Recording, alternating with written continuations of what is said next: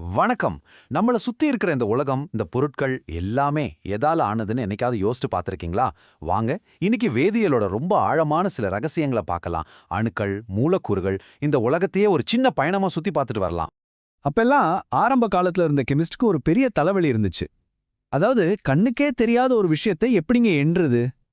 கேட்கறதுக்கு ரொம்ப சிம்பிளான கேள்வி மாதிரி இருக்கலாம். ஆனா இதுக்கு பதில் தேடின அந்த பயணம் தான் இன்னைக்கு நாம பார்க்குற நவீன வேதியியலுக்கே அஸ்திவாரம் போட்டது. இந்த பிரச்சனை எவ்வளவு பெருசுன்னு புரியணுமா? சரி, காத்துல மிதக்கிற ஒரு குட்டி தூசி துகளை எடுத்துக்கோங்க. சும்மா கற்பனை பண்ணி பாருங்க. அந்த சின்ன துகள்ல மட்டுமே நம்மால நினைச்சு கூட பார்க்க முடியாத அளவுக்கு மூலக்கூறுகள் இருக்கு. இப்போ சொல்லுங்க, இத ஒன்னொன்னா உட்கார்ந்து எண்ண முடியுமா? சான்ஸே இல்ல, இல்லையா? இங்க தான் கெமிஸ்ட்ரியே சூடு பிடிக்குது. ஒரு கெமிக்கல் ரியாக்ஷன்னா என்ன? சும்மா ரெண்டு பொருளை எடுத்து கலக்கிறது மட்டும் இல்ல. அது கரெக்டான எண்ணிக்கையில அணுக்களை கரெக்டான விகிதத்துல ஒன்னு சேர்க்கிறது. உதாரணத்துக்கு தண்ணி, அதாவது H2O. இதை உருவாக்கணும்னா உங்களுக்கு எப்பவுமே 2 ஹைட்ரஜன் அணுவும் ஒரு ஆக்சிஜன் அணுவும் தேவை. கணக்கு தப்பா போச்சுன்னா வர்ற ரிசல்ட்டும் தப்பாயிடும். அப்போ அந்த கரெக்டான எண்ணிக்கையை எப்படி கண்டுபிடிக்கிறது? அணுக்களை நேரா எண்ண முடியாதுங்கிறது தெரிஞ்சு போச்சு. அதனால சயின்டிஸ்ட்லாம் ஒரு டிடெக்டிவ் மாதிரி யோசிக்க ஆரம்பிச்சாங்க.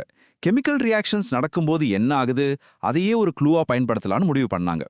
பொருட்கள் ஒன்னோடு ஒன்று சேரும்போது அதுல சில பேட்டர்ன்ஸ், சில ஒழுங்குமுறைகள் இருக்கிறத கவனிக்க ஆரம்பிச்சாங்க.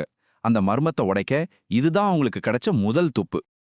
அப்படியான முதல் பெரிய பிரேக் த்ரூ கொடுத்தவர் ஆண்டைன் லாவோஷியர். அவர் என்ன பண்ணாருன்னா, ஒரு சிம்பிளான தராசை வச்சு ரொம்ப துல்லியமா கெமிக்கல் ரியாக்ஷன்ஸை அளக்க ஆரம்பிச்சாரு. அவரோட கண்டுபிடிப்பு உண்மையிலே ஒரு புரட்சி தான். ஒரு ரியாக்ஷன் நடக்கிறதுக்கு முன்னாடியும் அதுக்கப்புறமும் மொத்த எடை கொஞ்சம் கூட மாறவே இல்ல. எதுவுமே காத்துல காணாம போகல. இதுக்கு பேர் தான் நிறை அழிவின்மை விதி, அதாவது law of conservation of mass. சிம்பிளா சொல்லணும்னா, உங்களால அணுக்களை பார்க்க முடியலனாலும் அதோட வெயிட்டை வச்சு அது எங்க போகுது, என்ன பண்ணுதுன்னு ட்ராக் பண்ண முடியும். நம்ம இந்த அணு டிடெக்டிவ் கதையோட முதல் ரூல் இதுதான். சரி, அடுத்த முக்கியமான க்ளூ. இது ஜோசப் ப்ரூஸ்ட் கிட்ட இருந்து வந்தது. அவர் ஒன்ன கவனிச்சாரு. நம்ம சமையல்ல வேணும்னா கொஞ்சம் உப்பு கூடவோ குறைச்சவோ போடலாம். ஆனா கெமிஸ்ட்ரியில அந்த மாதிரி பண்ணவே முடியாது. எந்த ஒரு தூய கெமிக்கல் காம்பவுண்டுக்கும் ஒரு ஃபிக்ஸட் ரெசிபி இருக்கு. அதுல இருக்கிற தனிமங்கள் எப்பவுமே ஒரு குறிப்பிட்ட எடை விகிதத்துல தான் சேரும். இன்னும் புரியுற மாதிரி சொல்லணும்னா, தண்ணி எடுத்துக்குவோம். நீங்க கிணத்துலேருந்து தண்ணி எடுங்க, இல்ல ஆத்துலேருந்து எடுங்க, இல்ல லேப்ல உருவாக்குங்க, எங்கிருந்து எடுத்தாலும் சரி, தூய தண்ணியோட எடை விகிதம் எப்பவுமே 8 பங்கு ஆக்சிஜனுக்கு 1 பங்கு ஹைட்ரஜன் தான். இது என்ன சொல்லுது? அணு லெவல்ல ஏதோ ஒரு ஆழமான மாறாத ஒரு ஒழுங்கு இருக்குன்னு காட்டுது. ஓகே, இப்போ நம்ம கையில 2 பெரிய க்ளூஸ் இருக்கு. 1, எடை என்னைக்கும் அழியாது. 2, காம்பவுண்ட்ஸ்க்கு ஒரு ஃபிக்ஸ்டு ரெசிபி இருக்கு. இப்போ இந்த 2 துண்டையும் ஒன்னு சேர்த்து ஒரு முழு படத்தை உருவாக்க ஒரு ஆள் தேவைப்பட்டாரு. அவர்தான் ஜான் டால்டன். அவரோட அணுக்கொள்கை தான் அந்த பெரிய ஆஹா மொமெண்ட். டால்டனோட ஐடியாஸ் என்னன்னு பாருங்களேன். அவர் சொன்னாரு, எல்லா பொருளுமே அணுக்கள்னு சொல்ற ரொம்ப ரொம்ப சின்ன துகள்களால ஆனது. ஒவ்வொரு எலிமெண்டோட அணுவுக்கும் ஒரு குறிப்பிட்ட எடை இருக்கும். ரியாக்ஷன்ஸ் நடக்கும்போது இந்த அணுக்கள் அழியறதில்ல, சும்மா அதோட இடத்த மாத்தி புதுசா ஜோடி சேருது, அவ்வளவுதான். பாருங்க, இந்த சிம்பிளான தியோரி எடை ஏன் அழியலங்கிறதையும் விளக்குது, காம்பவுண்ட்ஸ்க்கு ஏன் ஃபிக்ஸ்டு ரெசிபி இருக்குங்கிறதையும் சூப்பரா விளக்குது. செமையில்ல? டால்டனோட தியரி ஒரு அருமையான விளக்கத்தை கொடுத்துச்சு. ஆனா அந்த பிராக்டிக்கல் பிரச்சனை அப்படியே தான் இருந்துச்சு. சரி, அணுக்கள் இருக்கு, அதுக்கு வெயிட் இருக்கு, ஓகே. ஆனா ஒரு கைப்பிடி மணல்ல எத்தனை மணல் துகள் இருக்குன்னு என்ற மாதிரி ஒரு குறிப்பிட்ட எடையில கரெக்டா எத்தனை அணுக்கள் இருக்குன்னு எப்படி கணக்கு போடுறது? என்னவே முடியாத இந்த பெரிய சவாலை சமாளிக்க கெமிஸ்ட்ரிஸ் ரொம்ப புத்திசாலித்தனமா ஒரு கான்செப்டை கொண்டு வந்தாங்க. அது ஒரே ஒரு வார்த்தை தான், ஆனா அந்த வார்த்தை வேதியியலோட வரலாற்றையே மாத்தி அமைச்சது. அந்த வார்த்தை தான் மோல். இந்த ஒப்பீட பாருங்க, இது ரொம்ப ரொம்ப முக்கியம். நீங்க ஹார்ட்வேர் கடைக்கு போய் ஒரு 500 ஸ்க்ரூ வேணும்னு கேக்குறீங்க. கடைக்காரர் என்ன பண்ணுவாரு? 1, 2ன்னு எண்ணிட்டு இருப்பாரா? மாட்டாரு. நேரா தராசுல வச்சு எடை போட்டு கொடுத்துருவாரு. இதுக்கு பேர் தான் எடை மூலமா எண்ணுறது. ரொம்ப பவர்ஃபுல்லான ஐடியா. கெமிஸ்ட்ஸ் இதே டெக்னிக்கை அணுக்களுக்கும் பயன்படுத்த ஒரு வழியை கண்டுபிடிக்க வேண்டியிருந்தது. இப்ப நாம கடையில போய் ஒரு டசன் முட்டைன்னு சொல்லுவோம் இல்லையா? அப்படின்னா 12. அதே மாதிரி தான் கெமிஸ்ட் ஒரு மோல் அப்படிங்கிற வார்த்தைய அணுக்களோட ஒரு குறிப்பிட்ட எண்ணிக்கையை குறிக்க பயன்படுத்துறாங்க.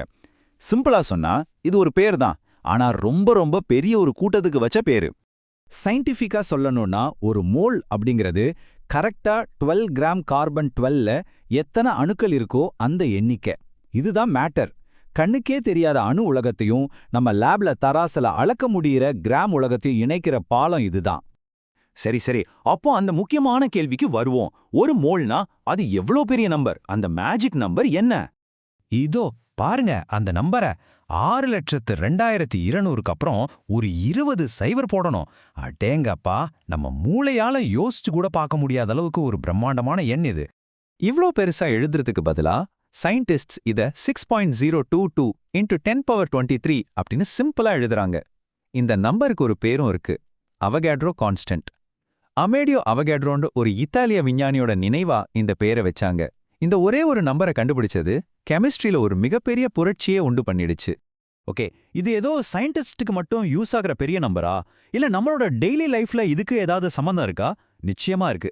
அணுக்களை எண்ண முடியற இந்த திறமை தான் இன்னைக்கு நம்ம வாழ்ற இந்த மாடர்ன் உலகத்தையே உருவாக்குச்சுன்னு சொன்னா நம்புவீங்களா? உதாரணத்துக்கு மெடிசின் எடுத்துக்கோங்க. மருந்து தயாரிக்கும் போது மூலக்கூறுகளோட எண்ணிக்கை கொஞ்சம் பிசுகுனாலும் அது உயிரை காக்கிற மருந்துக்கு பதிலா விஷமா மாறிடும். கேன்சர்ல இருந்து எய்ட்ஸ் வரைக்கும் பல நோய்களுக்கான பவர்ஃபுல்லான மருந்துகளை ரொம்ப துல்லியமா உருவாக்குறதுக்கு இந்த நம்பர் தான் சயின்டிஸ்டுக்கு உதவுது.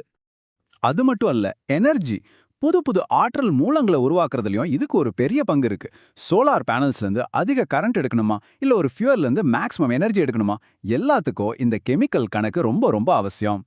டெக்னாலஜி, நீங்க யூஸ் பண்ற ஸ்மார்ட் போன் ஸ்கிரீன்ல இருந்து உங்க கார்ல இருக்கிற ரொம்ப லேசான பாகங்கள் வரைக்கும் நம்ம இன்னைக்கு பயன்படுத்துற எத்தனையோ மாடர்ன் பொருட்கள் அணுக்களை இந்த மாதிரி துல்லியமா கணக்கு போட்டு கட்டுப்படுத்துறதால தான் சாத்தியமாச்சு. இதனால தான் கெமிஸ்ட்ரிய சென்ட்ரல் சயின்ஸ், அதாவது மைய அறிவியல்னு சொல்றாங்க. ஏன்னா நீங்களே பாருங்க, பயாலஜி, பிசிக்ஸ், ஜியாலஜின்னு மற்ற எல்லா முக்கிய அறிவியல் துறைகளுக்கும் இதுதான் ஒரு ஸ்ட்ராங்கான பேஸ்மெண்ட். பாத்தீங்களா, கண்ணுக்கு தெரியாத ஒன்னை எப்படி எண்ணுறதுன்னு ஒரு சின்ன கேள்வியில ஆரம்பிச்ச பயணம் ஒரே ஒரு நம்பரை கண்டுபிடிச்சதால மனுஷங்களை எங்கேயோ கொண்டு போயிருக்கு. இது நமக்கு என்ன சொல்லுது? சில சமயம் ரொம்ப சிம்பிளான கேள்விகளுக்கு பதில் தேடும்போது தான் மிகப்பெரிய மாற்றங்கள் உருவாகுது. இப்போ யோசிச்சு பாருங்க, அடுத்ததா நாம எந்த அடிப்படை மர்மத்துக்கு விடை கண்டுபிடிச்சு நம்ம எதிர்காலத்தையே மாத்த போறோம்?